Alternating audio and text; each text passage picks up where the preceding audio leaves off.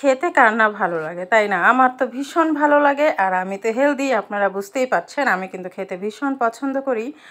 তো যদিও পছন্দ করি কিন্তু সেভাবে কিন্তু খেতে পারি না। আর অনুষ্ঠান বাড়িতে খাওয়া বলে কথা, কারা কারা আমার মতো আছেন অনুষ্ঠান বাড়িতে গিয়েছি আর খাওয়াটা আপনাদের সাথে শেয়ার করব না, তা তো হয় না, তাই না? তো পরিবারের সবাই মিলে আছি।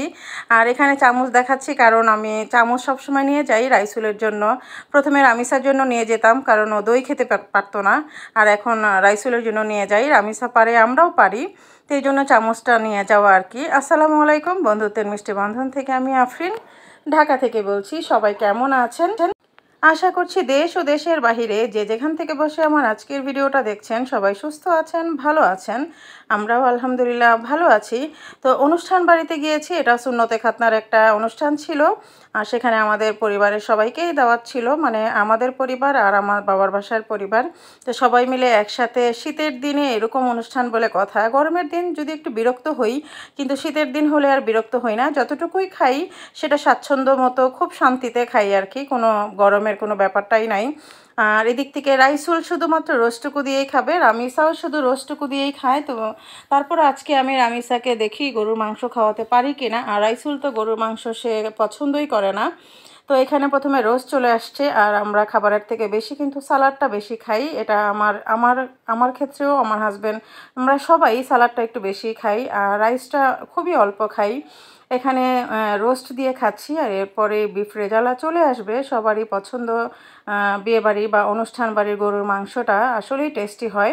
বাসায় যদিও বা আমরা এভাবেই রান্না করি, তারপরও অনুষ্ঠান বাড়ি বলে কথা বা দাওয়াত বলে কথা, আমরা বলি না যে বিয়েবাড়ি খেতে যাই বা দাওয়াত খেতে যাই। আসলে কি দাওয়াত খাওয়া যায় বা বিয়েবাড়ি কি খাওয়া যায়? আসলে এই যে রান্না বান্না করে যে সেটাই কিন্তু খাওয়া আর কি। আর এখান থেকে গরুর মাংস চলে এসছে, তো আমি একটু বেছে বেছেই নিচ্ছি। আর তারপরে আমার কাছ থেকে আবার বেছে বেছে আপনাদের ভাইয়াকে দিব, কারণ উনি আবার শক্ত মাংসটা খেতে পারে না, আর আমি শক্ত হলেও কোনো সমস্যা হয় না। সেজন্য আমি এখান থেকে বেছে বেছে আপনাদের ভাইয়াকেও দিব। আর এদিক থেকে মেয়েকেও দেখছি, হাজব্যান্ডকেও দেখছি, ছেলেকেও দেখছি। আর ওপাশ থেকে আব্বু, আম্মু, ভাই, ভাইয়ের বউ, ওরা সবাই বসছে। তো গরু মাংসটা রান্নাটা সবই খুব ভালো ছিল। আর আমাদের পরিচিত যে বাবুর্চি আঙ্কেল, সেই রান্না করেছে। এখানে আমাদের আশেপাশে যত রান্না হয় ওই আঙ্কেলই রান্না করে, বাদশা আঙ্কেল। ওনার রান্না খুবই চমৎকার। তো এই জন্য আর আমাদের কোনো সমস্যা হয় না। আর দাওয়াতটা ছিল পাশের বাসাতে, খুব বেশি দূরে না, আমাদের একটা বাসা পরেই কিন্তু দাওয়াতটা ছিল। আর সবাই যেহেতু এক অনুষ্ঠানে যাওয়া, সেটা একটু ইচ্ছা করে গিয়েছি, খুব ভালো লাগে আর কি। তো খুব মজা করে খাচ্ছি, আপনারাও আমার সাথে থাকেন।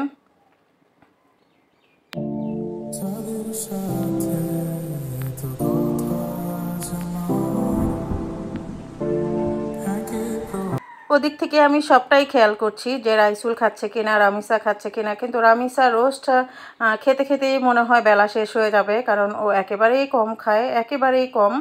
আর এই তো, আর রামিসাকে যে আমি একটু গরুর মাংস দিয়েছি 2 পিসের মতো, সেটা আবার আমাকে এসে চালান করে দিচ্ছে।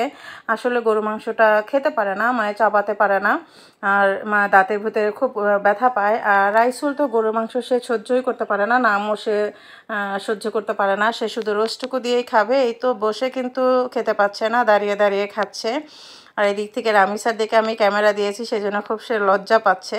আর সালাদ তো দেখতে ইচ্ছেন, মানে সবাই কিন্তু সালাদটাই বেশি নেয়। আর আপনাদের ভাইয়া এই তো আমি টিপে টিপে দিচ্ছি যে কোনটা নরম মাংস, আর সেটাই সে নিচ্ছে।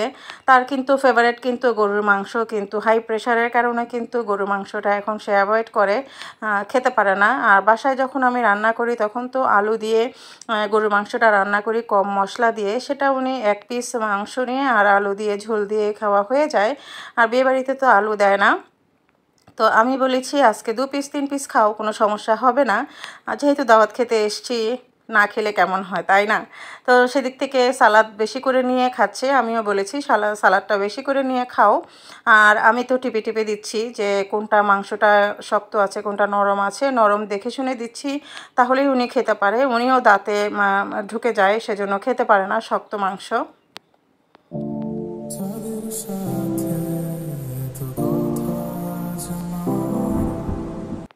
এই তো আমি কিন্তু খুব মজা করে খাচ্ছি। আমি রাইস কিন্তু একবারই নিয়েছি। কারণ আমার রাইসটা আসলে আমরা বেশি খাই না।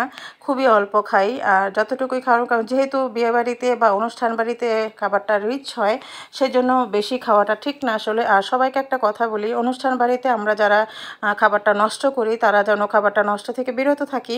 ঠিক যতটুকু খাবো, তারা কিন্তু আমাদেরকে খেতে নিষেধ করে না। যতটা পারবেন আপনি খাবেন, কোনো সমস্যা নাই। কিন্তু খাবার বেশি নিয়ে যে নষ্ট করা, প্লেটে রেখে দেওয়া, ফেলে দেওয়া, এই কাজটা আসলে করবেন না। কারণ খাবারটা কিন্তু বরকত আমাদের, আল্লাহর রিজিক।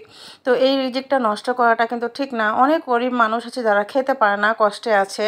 তো আমরা যদি এভাবে খাবারটা নষ্ট করি তাহলে কিন্তু হয় না। যতটুকু খাবার খাবেন ঠিক ততটুকুই নেবেন। আর এখান থেকে ও হচ্ছে আমার ছোট ভাই মনির। তো ও যেহেতু ফ্যামিলির সাথে বসেনি, আমাদের সাথে বসেছে, সেজন্য ওর খাবারের দিকে একটু নজর দিচ্ছি যে, আর ও খুব লজ্জা পাচ্ছে, খাবার চেয়ে চেয়ে নিচ্ছে না, এই জন্য ওকেও একটু দিচ্ছি। আর ওদিক থেকে আমার মা বাবা, ভাই, ভাইয়ের বউ সবাই খুব আছে। আমরা একসাথে খুব মজা করে, যতটা না মানে এটা অন্যের একটা বিয়ে মানে সুন্নতে খাতনার অনুষ্ঠান হলে কি হবে, মনে হচ্ছে যেন আমাদেরই কোনো অনুষ্ঠান।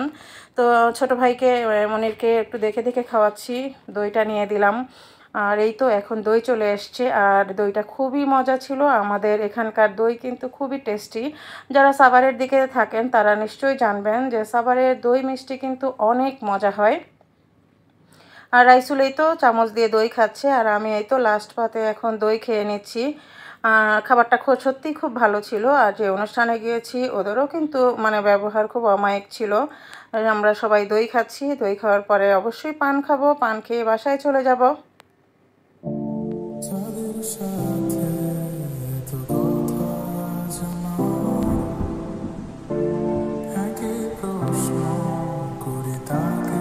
আমার ভিডিওটা যদি ভালো লাগে তাহলে একটা লাইক দিয়ে দিবেন। আর যারা আমার ফেসবুক পেজ থেকে দেখছেন তারা চাইলেই আমার পেজটাকে ফলো দিয়ে রাখতে পারেন। আর যারা আমার ইউটিউব চ্যানেল থেকে দেখছেন তাদেরকে প্লিজ অনুরোধ করবো আমার চ্যানেলটাকে সাবস্ক্রাইব করে আমার পাশে থাকার জন্য। আর কে কোথা থেকে আমার ভিডিওটা দেখছেন অবশ্যই কমেন্টস করে জানাতে পারেন। আর আমার কোন কোন ভিডিও খারাপ লাগে আপনাদের কাছে সেটাও আপনারা অবশ্যই কমেন্টস করে জানাবেন। আর এই তো দই কিন্তু একবারই নিয়েছি, কারণ আমি আসলে ওই যে বললাম খেতে ভালোবাসি, তাই মানে তো বেশি খাবো না, তাই না? সবাই ভালো থাকবেন। আল্লাহ হাফেজ।